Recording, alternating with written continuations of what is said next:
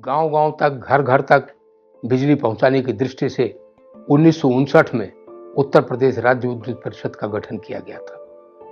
उत्तर प्रदेश राज्य विद्युत परिषद के गठन के समय से ही उत्तर प्रदेश के बिजली इंजीनियरों ने बिजली के सभी क्षेत्रों में बिजली के उत्पादन, पारेषण, वितरण देश में अग्रणी भूमिका का निर्वाह किया है।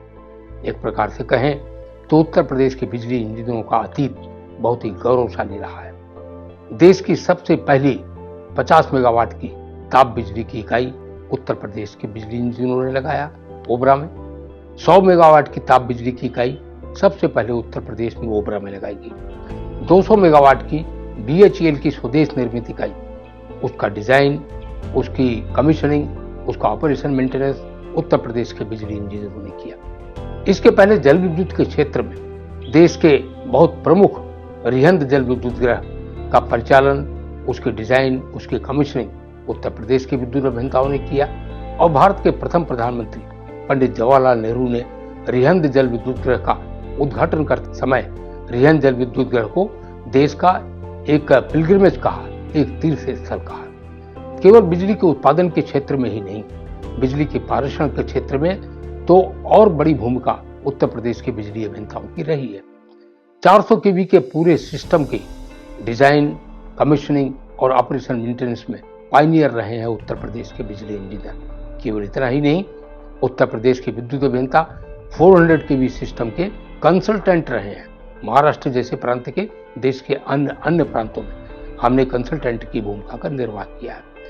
जल विद्युत गृह की बात करें तो छिबरू जल विद्युत गृह 240 मेगावाट की इकाई है। वहां पर देश का पहला भूगर्भ जल विद्युत गृह है।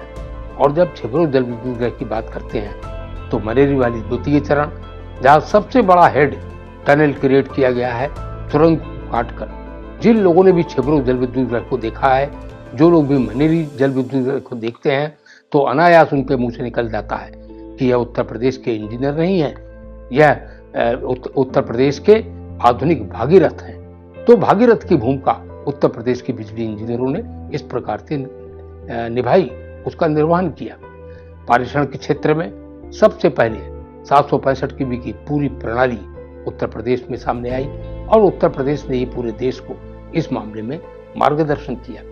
वितरण की बात करें तो अभी हाल ही में माननीय प्रधानमंत्री ने जब सौभाग्य योजना का आह्वान किया तो सौभाग्य योजना में देश में सबसे ज्यादा बिजली कनेक्शन देने का चैलेंज, बिजली कनेक्शन देने की चुनौती उत्तर प्रदेश में थी और उस चुनौती को उत्तर प्रदेश के विद्युत अभियंताओं ने स्वीकार किया और समय से सबसे अधिक कनेक्शन सौभाग्य योजना के तहत उत्तर प्रदेश में दिए गए। लेकिन यह गौरवशाली अतीत उत्तर प्रदेश के बिजली इंजीनियरों का, बिजली का नियंत्रण जब उनके हाथ में था, नीति नियंता जब बिजली के उत्तर प्रदेश के बिजली इंजीनियर थे, किन्हीं कारणों से उत्तर प्रदेश राज्य विद्युत परिषद का विघटन किया गया। उस समय 77 करोड़ रुपए का सालाना घाटा था और विगत 18 वर्ष से आज उत्तर प्रदेश के पावर कॉर्पोरेशन में ऊर्जा क्षेत्र में कहीं पर भी नीति नियंत्रण में या कहीं पर भी निर्णय लेने की स्थिति में प्रबंधन में सर्वोच्च स्तर पर विद्युत अभियंता नहीं है और आज 95,000 करोड़ रुपए का सकल घाटा हो चुका है।